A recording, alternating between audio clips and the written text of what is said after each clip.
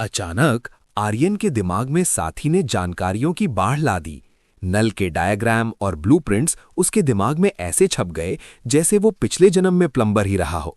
साथी की दी हुई प्लम्बिंग की जानकारी के साथ आर्यन को पक्का यकीन हो गया कि वो इसे खुद बना सकता है। यस! आर्यन खुशी से उछल पड़ा। कुछ चाहिए छोटे कुंवर? विमला काकी बाथरूम में तौलिया लेकर आई और आर्यन को खुशी से नाचते हुए देखा। कुछ नहीं, वो बस ऐसे ही। आर्यन ने तुरंत अपनी हीरो वाली एंट्री को समेटा और सीधा खड़ा हो गया।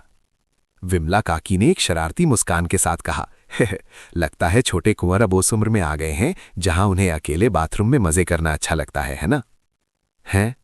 आर्यन का मुंह खुला का खुला रह गया। काकी ये क्या सोच रही हैं? खैर, मैं आपको नहाने देती हूं, कहकर विमला काकी ने बाल्टी का पानी टब में डाला। पानी अभी भी कम था, उन्हें कुएं तक अभी और चक्कर लगाने थे।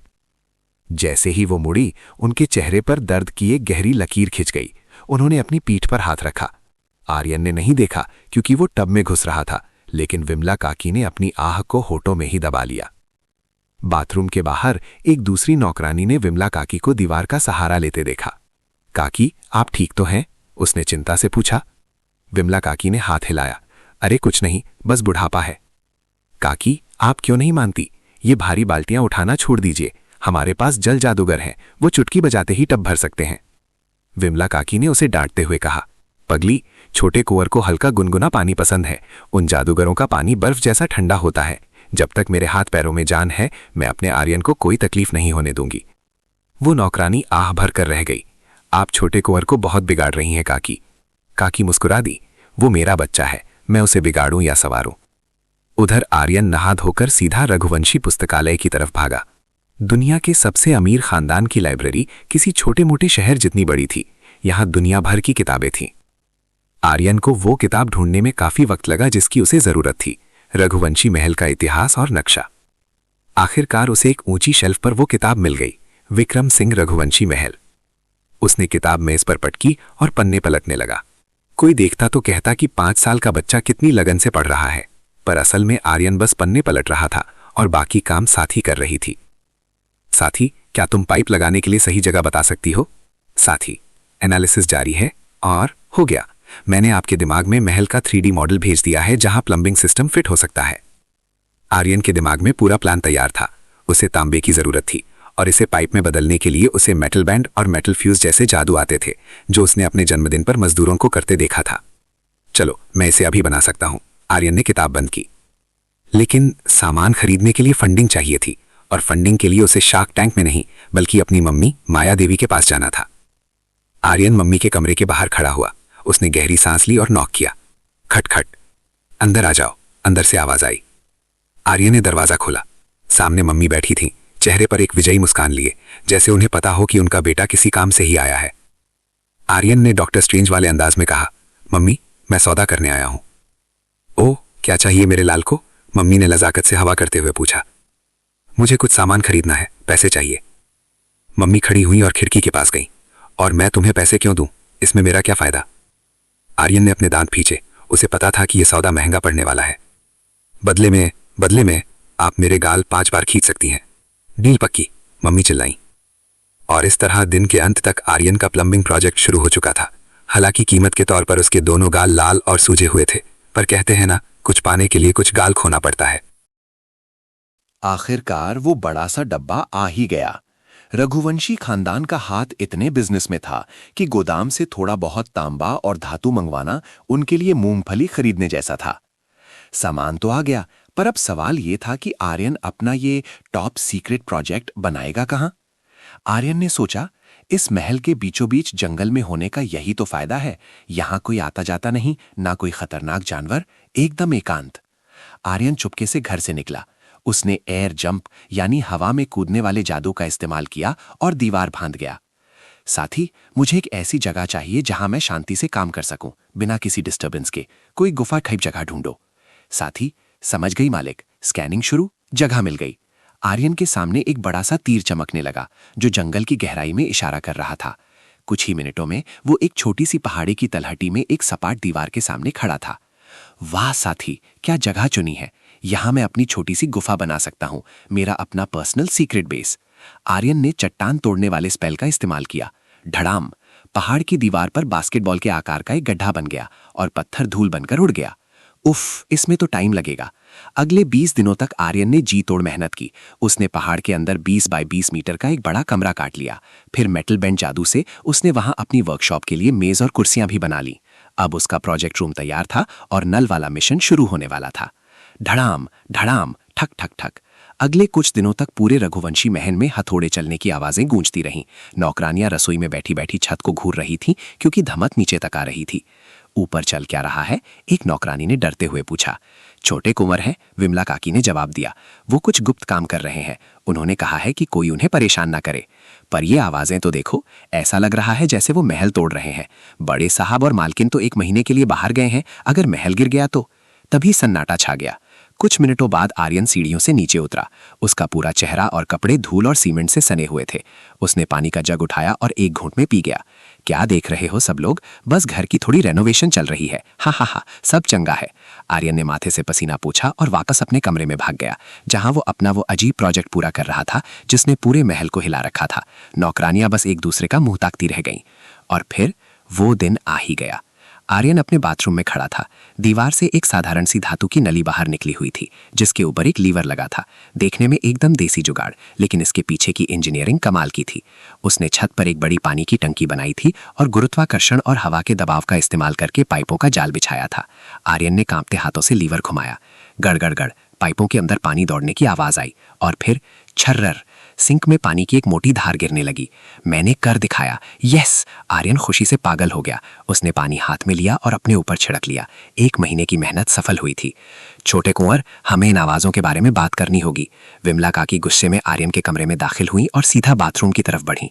वो उसे डांटना चाहती थी कि घर को ऐसे तोड़ना फोड़ना ठीक नहीं है, लेकिन जैसे ही उनकी नजर उस नल पर पड़ी, उनके शब्द गले में ही अटक गए। पानी अभी भी बह रहा था, जैसे दीवार के पीछे कोई नदी छिपी हो। वो सन रह गई। कुंवर जी, ये क्या है? आर्यन मुस्कुराया। ओह, इसे नल कहते हैं काकी। बस बैठे बैठे बना दिया। चलाकर देखना चाहेंगी? काकी डांटे डरते आगे बढ़ी। तभी आर्यन ने मजाक में उन पर थोड़ा पानी छिड़क दिया।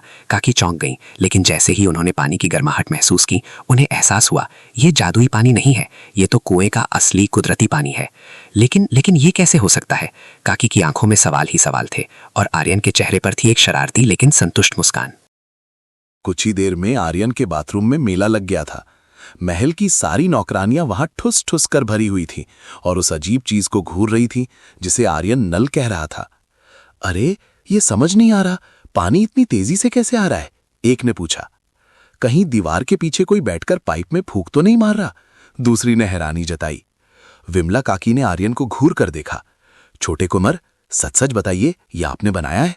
आर्यन ने सिर हिलाया। पर कैसे? सब एक साथ चिल्लाईं। उनकी आंखों में जिज्ञासा की आग जल रही थी। आर्यन ने अपने कंधे उचकाए जैसे ये कोई बड़ी बात ना हो। अरे, कुछ खास नहीं है, बस गुरुत्वाकर्षण यानी ग्रेविटी और दबाव का खेल है। आसान भाषा में कहूं तो पानी ऊपर से नीचे गिरता है और अगर आप सही पाइप जोड़ दें तो। आर्यन ने उन्हें साइंस का एक छोटा सा लेक्चर दे दिया। जाहिर है ये सब साथी का रटाया हुआ ज्ञान था, जिसकी वजह से वो किसी वैज्ञानिक जैसा लग रहा था। बेचारी नौकरानियां तो बस मुंह खोले उसकी बातें सुन रही थी। उन्हें लगा था ये जादू है, पर जब पता चला कि ये बस दिमाग का खेल है तो वो और भी हैरान रह गईं। छोटे कुंवर, आप तो जीनियस निकले, एक नौकरानी ने तारीफ की। हमें अभी मालकिन को बताना चाहिए, वो तो खुश हो जाएंगी कि उनका बेटा सुंदर होने के साथ साथ इतना होशियार भी है। आर्यन ने तुरंत हाथ खड़ा किया। रुको, जरा सब्र करो। मम्मी के आने से पहले उन्हें कुछ मत बताना। मैं नहीं चाहता कि उनके काम में कोई खलल पड़े। असल बात यह थी कि मम्मी पापा शहर से बाहर थे, इसलिए आर्यन को खुली छूट मिली हुई थी। अगर वो अचानक आ गए और ये सब देखा तो पता नहीं क्या रिएक्शन होगा। तभी एक नौकरानी की नजर जमीन पर गड़े एक अजीब से धातु के कटोरे पर पड़ी। छोटे कुंवर, ये क्या है? ये सिंक के पास फर्श में फिट था और इसमें पहले से पानी भरा हुआ था। अरे, मुझे पता है, ये पानी पीने के लिए है ना? एक ने तुक्का मारा। आर्यन ने घबराकर सिर हिलाया। अरे नहीं भाई, इसे टॉयलेट कहते हैं। यही तो वो चीज थी जिसके लिए आर्यन ने इतनी मेहनत की थी। 5 साल तक झाड़ियों में या मटके में काम करना। उफ, इस दुनिया के लोग तो बदबू के आदी थे, पर आर्यन को स्वच्छ भारत वाली आदत थी। ये करता क्या है? मैं दिखाता हूं। आर्यन आगे बढ़ा और टॉयलेट टैंक के ऊपर लगा बटन दबा दिया।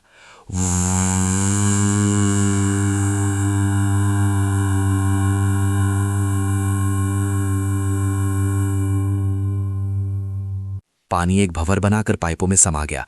आर्यन के लिए ये सुकून की आवाज़ थी, पर नौकरानियों के लिए ये किसी राक्षस की दहाड़ जैसी थी। हाय राम, ये क्या था? सब डर के मारे पीछे कूद गई। क्या इसके अंदर कोई जानवर छिपा है? आर्यन हंस पड़ा। नहीं नहीं, ये फ्लश है। यहाँ आप अपना ज़रूरी काम करते हैं, फिर बटन दबाते हैं और सारा कचरा पानी के साथ बह जाता है, और फिर नल में हाथ धो लीजिए, आप एकदम साफ। एक नौकरानी ने उत्सुकता से पूछा, पर यह कचरा जाता कहाँ है? मैंने पाइपों को महल के पास वाली नदी से जोड़ दिया है, आर्यन ने बताया। सबके मुंह से एक साथ आह निकली। उन्हें अब समझ आया कि ये कितनी बड़ी चीज़ है। आखिर घर की गंदगी साफ करना, मटके धोना, ये सब उन्हीं का काम था, और अब बस एक बटन दबाओ और गंदगी गायब। न बदबू न गंदे हाथ। ये तो कमाल है, मैंने ऐसा कभी नहीं सुना। छोटे कुंवर, आपका ये आविष्कार तो जादू से भी बड़ा चमत्कार है। नौकरानियां उस टॉयलेट और नल को ऐसे देख रही थी जैसे वो सोने का बना हो। कुछ तो नल के पानी से खेलने भी लगी और एक दूसरे पर पानी छिड़क कर हंसने लगी। हा हा हा, आर्यन भी हंस रहा था। बस बहुत हो गया, विमला काकी ने कड़क आवाज में डांटा। तुम लोग यहाँ पिकनिक बनाने आई हो क्या? हम पेशेवर नौकर हैं, ये सब शोभा नहीं देता। चलो बाहर निकलो सब, इससे पहले कि मैं मालकिन को बता दूं कि तुम सब कुंवर जी के बाथरूम में गदर मचा रही हो। मालकिन यानी माया देवी का नाम सुनते ही सबकी सिट्टी पिट्टी गुम हो गई। सबने अपनी साड़ियां ठीक की और चुपचाप कमरे से खिसक ली। आखिरकार कमरा खाली हुआ और आर्यन अकेला रह गया, अपनी मेहनत का फल यानी अपने मॉडर्न बाथरूम का आनंद लेने के लिए। अगली सुबह विमला काकी की नींद एक अजीब से शोर से खुली। महल की सारी नौकरानियां एक साथ चिल्ला रही थीं। क्या? काकी घबरा कर बिस्तर से कूदी और बाहर भागी। उन्हें लगा कोई अनर्थ हो गया है, पर जब वो आंगन में पहुंची तो वहां सन्नाटा था। सब गायब हैं? ये सब गई कहां? आवाजों का पीछा करते हुए वो रसोई घर पहुंची। वहां तो जैसे मेला लगा हुआ था। सारी नौकरानियां किसी चीज को घेरे खड़ी थीं। अरे ये क्या तमाशा है? काकी ने पूछा। सारी लड़कियां पलटी। उनके चेहरों पर इतनी बड़ी मुस्कान थी कि बत्ती सी दिख रही थी। उन्होंने रास्ता बनाया और काकी ने जो देखा, उनकी आंखें फटी रह गईं। बर्तनों वाली अलमारी के पास दीवार से एक नहीं बल्कि 3-3 नल निकले हुए थे। काकी, ये जरूर छोटे कुंवर ने कल रात किया होगा, एक नौकरानी चहकी। अब हमें कुएं से पानी नहीं लाना पड़ेगा, हम यहीं बर्तन धो सकते हैं। विमला काकी ने नल का लीवर घुमाया और पानी की एक तेज धार कटोरे में गिरी। ही काकी, ये तो कुछ भी नहीं है, आप जरा बाथरूम तो चलकर देखिए। युवा नौकरानियों ने विमला काकी को धक्का देते हुए सामूहिक शौचालय यानी कम्युनल लैट्रिन की तरफ धकेला। आमतौर पर इस जगह से ऐसी बदबू आती थी कि नाक पर कपड़ा रखना पड़े, लेकिन जैसे ही वो नजदीक पहुंची, अरे कोई बदबू नहीं। अंदर का नजारा ही बदल चुका था। एक तरफ लाइन से नल लगे थे और दूसरी तरफ वो जादुई फ्लश वाले टॉयलेट। अब सारी गंदगी पाइप के जरिए सीधे नदी में जा रही थी। कमरा एकदम चकाचक। हमने इस्तेमाल करके देखा है काकी, फ्लश की आवाज से थोड़ा डर लगता है, पर सफाई एकदम मक्खन। महल में बहता पानी होना किसी चमत्कार से कम नहीं था। उनका काम अब आधा हो गया था। पसंद आया? पीछे से एक जानी पहचानी आवाज आई। आर्यन दीवार से टेक लगाकर खड़ा था, चेहरे पर वही शरारती मुस्कान। इससे पहले कि वो कुछ बोलता, नौकरानियों का झुंड उस पर टूट पड़ा। छोटे कुंवर, हम आपसे बहुत प्यार करते हैं। आप दुनिया के सबसे अच्छे मालिक हैं। मैं तो आज से इसी बाथरूम में रहूंगी। आर्यन का दम घुट रहा था। वो चारों तरफ से दब गया था, लेकिन उसे बुरा नहीं लग रहा था। बेचारी सिर्फ एक नल और फ्लश देखकर इतनी खुश हैं। इस दुनिया का स्टैंडर्ड कितना गिरा हुआ है यार। अभी तो मुझे बहुत कुछ करना है। किसी तरह खुद को छुड़ाकर आर्यन विमला काकी के पास गया। काकी, मुझे आपको कुछ और दिखाना है। आर्यन सीधा विमला काकी के निजी गुसलखाने यानी पर्सनल वॉशरूम की तरफ बढ़ा। बाकी नौकरानियां भी पीछे पीछे हो ली। दरवाजा खुला। अंदर दीवार पर एक अजीब सा पाइप लगा था, जिसका मुंह किसी तश्तरी यानी सॉसर जैसा था और उसमें छोटे छोटे छेद थे। इसे शावर कहते हैं। आर्यन ने लीवर घुमाया। छरलर। उन छेदों से पानी किसी झरने की तरह बरसने लगा। काकी ने हाथ आगे बढ़ाया। पानी गुनगुना था, एकदम कुदरती, जादू वाला ठंडा पानी नहीं। आर्यन ने धीरे से कहा, मुझे पता है आपको जादू वाला पानी पसंद नहीं, इसीलिए मैंने ये बनाया। अब आपको कुएं से भारी बाल्टी नहीं उठानी पड़ेगी।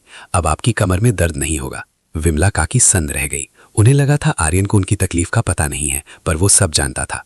छोटे कुंवर, क्या आपने ये सब सिर्फ मेरे लिए बनाया? उनकी आंखों में पानी भर आया। आर्यन का चेहरा थोड़ा लाल हो गया। वो इधर उधर देखने लगा। अरे नहीं, वो तो मुझे खुद शावर लेना था, तो सोचा एक यहाँ भी लगा दूं, बस ऐसे ही, कोई बड़ी बात नहीं है। पीछे खड़ी नौकरानियां एक दूसरे को देखकर मुस्कुराने लगी। आर्यन भले ही झूठ बोल रहा था, पर उसका झूठ बहुत प्यारा था। हाय, कितने क्यूट हैं हमारे कुंवर। सिर्फ होशियार ही नहीं, दिल के भी राजा हैं। विमला काकी ने अपने आंसू पोंछे। उन्होंने मन ही मन कसम खाई, चाहे कुछ भी हो जाए, वो अपनी आखिरी सांस तक इस बच्चे की सेवा करेंगी। दिन बीतते गए और आर्यन के आविष्कारों की खबर जंगल की आग की तरह पूरे रघुवंशी महल में फैल गई। जो लोग शहर से बाहर गए हुए थे, उन्होंने जब वापस आकर देखा तो वो हैरान रह गए। नौकरानियां अपना ज्यादातर समय बाथरूम में बिता रही थीं। खानसामों को लगा कि शायद नौकरानियों को दिन में 2-2 बार नहाने का नशा चढ़ गया है। लेकिन अगले ही दिन सच्चाई सामने आ गई। छोटे कुंवर ने हर नौकरानी के कमरे में शावर और टॉयलेट लगवा दिया था। जब खानसामों ने खुद उन नलों को देखा तो उनकी आंखें फटी रह गई। उनमें से कुछ जो थोड़ा बहुत जादू समझते थे, उन्हें पाइपों पर जादू के निशान दिखे। ये पाइप हाथ से नहीं बने, इन्हें जादू से मोड़ा गया है। एक पुराने नौकर ने फुसफुसा कर कहा, लेकिन छोटे कुंवर तो अभी सिर्फ 5 साल के हैं, वो जादू कैसे कर सकते हैं? सबके मन में डर और इज्जत दोनों थी। ये बच्चा कोई आम बच्चा नहीं, बल्कि एक जीनियस मॉन्स्टर है। आर्यन को पता था कि लोग बातें कर रहे हैं। मम्मी पापा के आने से पहले सबका मुंह बंद रखना जरूरी था, इसलिए उसने वही किया जो हर स्मार्ट बिजनेसमैन करता है, रिश्वत। आर्यन ने खानसामों के क्वार्टर में भी शावर और टॉयलेट लगवा दिए। बस फिर क्या था, पानी के मजे लेते ही सबने अपनी जबान पर ताला लगा लिया। अब वो नौकरानियों का मजाक नहीं उड़ाते थे, बल्कि खुद दिन में 2 बार नहाते थे। करीब 1 हफ्ते बाद महल का माहौल बदल चुका था। सब साफ सुथरे और खुश थे। तभी आर्यन ने देखा कि कुछ नौकर एक मरे हुए हिरण को उठाकर ला रहे हैं। ये क्या है? आर्यन ने पूछा। सर्दियों की तैयारी छोटे कुंवर, हमें गोश्त जमा करना होगा। आर्यन की नजर हिरण के मांस पर जमी पीली सफेद परत पर पड़ी, चर्बी, फैट, और तभी दिमाग की बत्ती जली। नहाना तो ठीक है, लेकिन बिना साबुन के नहाना भी कोई नहाना है? इस दुनिया का साबुन पत्थर जैसा है, मुझे अपना वाला चाहिए। साथी, क्या तुम मुझे साबुन बनाने की विधि बता सकती हो? साथी, बिल्कुल मालिक, चर्बी और कास्टिक सोडा का मिश्रण सबसे बेहतरीन रहेगा। विधि डाउनलोड हो रही है। आर्यन ने तुरंत विमला काकी को सामान की लिस्ट थमा दी। विमला काकी ने लिस्ट देखी, ढेर सारी चर्बी और कुछ अजीब तेल। उनकी आंखों में चमक आ गई। छोटे कुंवर, फिर कुछ बड़ा धमाका करने वाले हैं क्या? आर्यन ने कसम खाई, पक्का काकी, इस बार मैं घर नहीं तोड़ूंगा। शाम तक सामान आ गया। अमीर माँ बाप होने का यही तो फायदा था, चुटकी बजाते ही सामान हाजिर। आर्यन अपना झोला उठाकर जंगल में अपनी सीक्रेट गुफा की तरफ भागा। पूरी रात आर्यन ने एक साइंटिस्ट की तरह काम किया। चर्बी पिघलाई, सोडा मिलाया और खुशबू के लिए फूलों का तेल डाला। उसे सेट होने के लिए उसने अपनी फायर मैजिक यानी एम्बर स्पेल का इस्तेमाल किया। अगली सुबह आर्यन के हाथ में एक चिकनी खुशबूदार टिकिया थी, साबुन। उसने इसे बनाया था। लेकिन तभी आर्यन के दिमाग में एक और विचार आया, सिर्फ घर के लिए क्यों? अगर मैं इसे शहर में बेचूं तो? इस दुनिया में ऐसा साबुन किसी ने नहीं देखा। मैं इससे इतना पैसा कमा सकता हूं कि मुझे मम्मी पापा की पॉकेट मनी की जरूरत ही नहीं पड़ेगी। आर्यन अभी अपने बिजनेस एम्पायर के सपने देख ही रहा था कि तभी महल के मुख्य द्वार से एक जोरदार आवाज आई। बिगुल बजने लगे, घोड़ों की टापों की आवाज गूंज उठी। आर्यन का दिल धक से रह गया। ये आवाज जानी पहचानी थी। विक्रम सिंह और माया देवी वापस आ गए थे। आर्यन ने घबराकर बाथरूम की तरफ देखा, जहां नल, शावर और टॉयलेट चिल्ला चिल्ला कर कह रहे थे कि यहाँ कुछ जादुई कांड हुआ है। ओ तेरी, अब क्या होगा? अगर पापा ने ये देख लिया तो मेरा सीक्रेट बाहर आ जाएगा। क्या मैं बच पाऊंगा या फिर मेरी शक्तियों का राज आज सबके सामने खुल जाएगा?